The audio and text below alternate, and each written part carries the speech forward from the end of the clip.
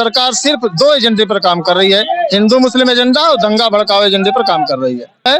और सरकार से अनुरोध भी है कि जो प्रदेश में पद खाली है उसे यथाशीघ्र भरा जाए, अन्यथा की स्थिति में 2018 की क्रांति हम लोग फिर दोहराएंगे और सरकार को फिर जो है अपने बयान को वापस लेना पड़ेगा कि सरकार रोजगार एजेंडे पे कार्य करे, विभाग में जितने भी रिक्त पद हैं उनकी पूर्ति करे। हम आपसे भीख नहीं मांग रहे हैं, हम अपनी काबिलियत के आधार पर। नमस्कार, मैं हूं शिव पांडे और इस समय मैं हूं प्रयागराज के सिविल लाइंस में, जहां पर संयुक्त युवा मोर्चा की बैठक है। यहां पर धरना प्रदर्शन हो रहा है। यहां पर छात्रों की काफी भीड़ जमा है और छात्र धरना प्रदर्शन कर रहे हैं।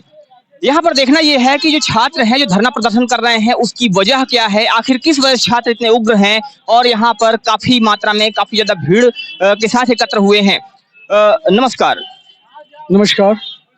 यहाँ पर आज छात्रों का धरना हो रहा है और छात्र काफी ज्यादा इकट्ठा हैं, काफी ज्यादा उग्र दिखाई दे रहे हैं। तो आखिर छात्रों के यहाँ पर इकट्ठा होने की वजह क्या है?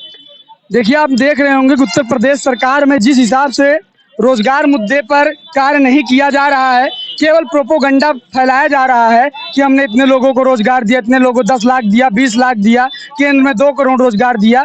लेकिन असल में आप जमीनी स्तर पर देखेंगे तो छात्र वैसे ही बेरोजगारी दर बढ़ती जा रही है।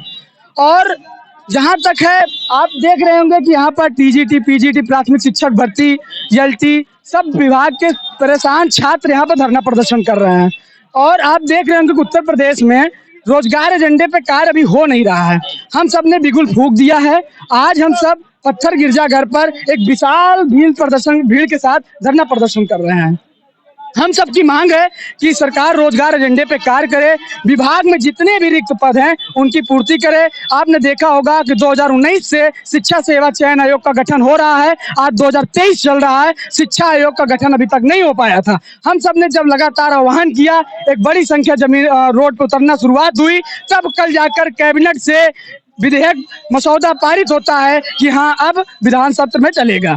तो हम सब यही चाहते हैं कि जल्द से जल्द आयोग अस्तित्व में आए और जिस प्रकार से एसएससी का जिस प्रकार से साल का कैलेंडर जारी होता है रिक्त पदों का, उसी प्रकार से शिक्षक भर्तियों का कैलेंडर जारी हो और रिक्त पदों पर भर्तियां पर याचन लाकर तुरंत उसका विज्ञापन जारी हो। तो आपका कहना यह है कि सरकार ने कहा कि हम 2 करोड़ रोजगार दे रहे हैं, लेकिन सरकार ने अपनी बातों को फॉलो नहीं किया, सरकार अपनी बातों पर खरी नहीं उतरी है।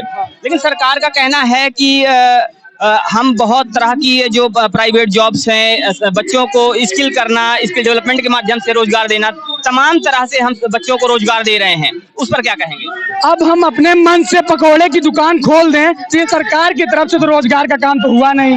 ये तो मैंने अपनी स्वीकृति से अब यहाँ पे कॉपी किताब की दुकान, पकौड़े की दुकान, चाय की दुकान को अगर वो रोजगार से जोड़ते हैं तो क्या इससे पहले क्या रोजगार कोई नहीं करता था? भाई, जब आप उत्तर प्रदेश के युवाओं को केंद्र में पूरे भारतवर्ष के युवाओं को रोजगार नहीं देंगे तो भूखा तो मरेगा नहीं। 5 किलो राशन से उसका पेट तो भरेगा नहीं।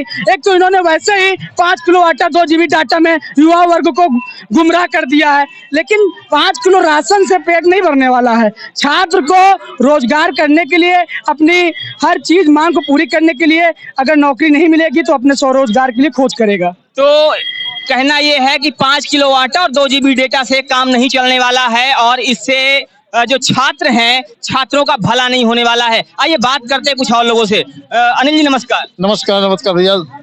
अभी जो यहाँ पर धरना हो रहा है, इसमें छात्रों में काफी आक्रोश दिखाई दे रहा है।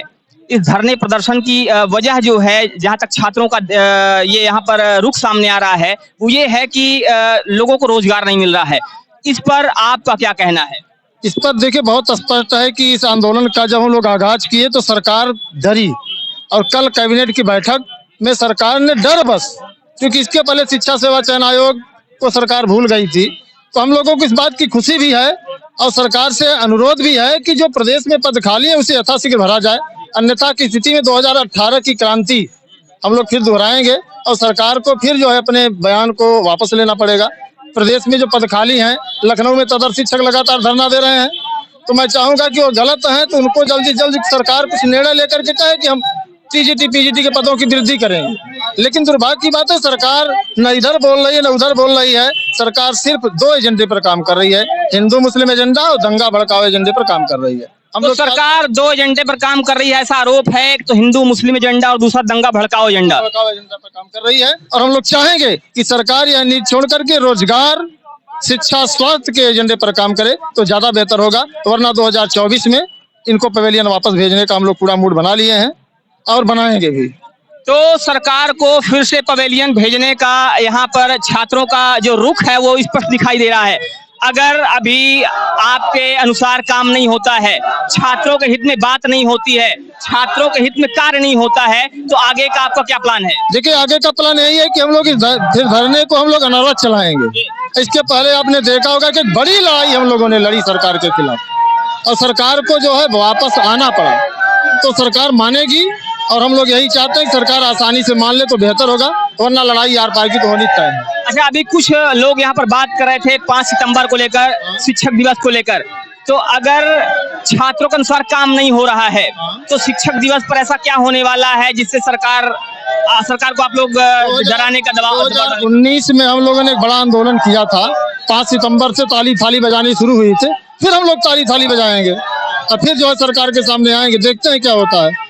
तो सरकार को एक तरह से घेरने की कोशिश है, दबाव बनाने की कोशिश है और कहा जा रहा है कि अगर सरकार अपने कार्य में स्पष्टता नहीं दिखाती है तो ताली और थाली बजाने का काम किया जाएगा।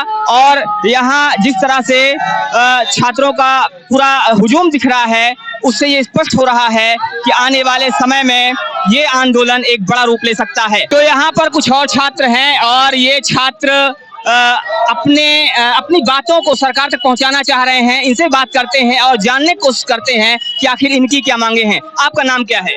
मैं सुनील कुमार, प्रतियोगी छात्र, इलाहाबाद। सुनील कुमार जी हैं, प्रतियोगी छात्र हैं, इलाहाबाद से हैं।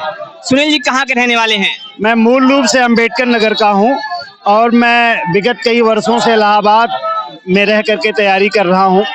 जैसा कि आप आज देख भी सकते हैं कि पत्थर गिरजाघर सिविल लाइन में हम हैं।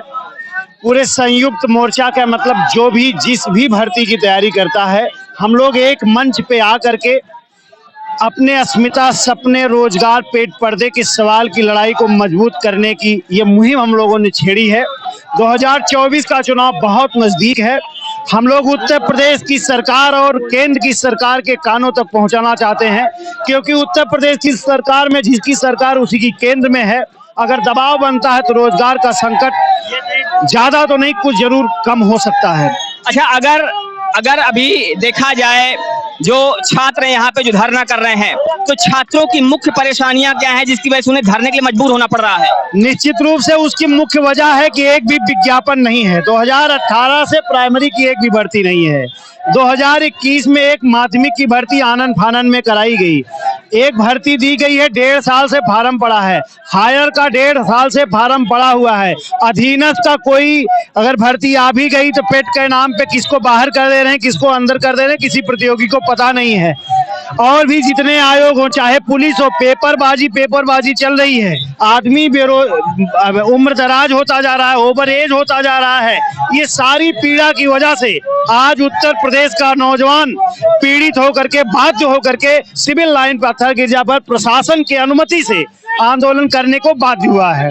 तो प्रशासन की अनुमति से सिविल लाइन में जो छात्र हैं ये धरने के लिए बाध्य हुए हैं। अच्छा, आपका कहना ये है कि समय गुजर रहा है लेकिन विज्ञापन नहीं आ रहे हैं, भर्तियां नहीं आ रही हैं और ये परेशानी की मुख्य वजह है? बिल्कुल, सबसे बड़ी हमने कहा, हो सकता है शब्दों पे कुछ लोग जाएं, व्यक्ति की सबसे बड़ी, सबसे अगर कीमती चीज है तो वो जवानी है। अगर इलाहाबाद के 10 बाई 10 कमरे में इलाहाबाद का नौजवान 30 से 35-40 साल की उम्र में चला जाता है तो उसके पास उसके अलावा कुछ बचता नहीं है।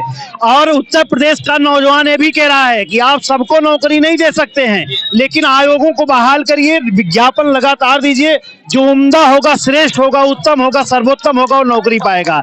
हम आपसे भीख नहीं मांग रहे हैं, हम अपनी काबिलियत के आधार पर, लेकिन इसका ये मतलब नहीं कि कोई विज्ञापन दीजिए उसको 3 साल मत भरिए, कोई विज्ञापन दीजिए उसके 5 साल बाद विज्ञापन दीजिए, तो व्यक्ति और प्रतियोगी बर्बाद हो जाएगा।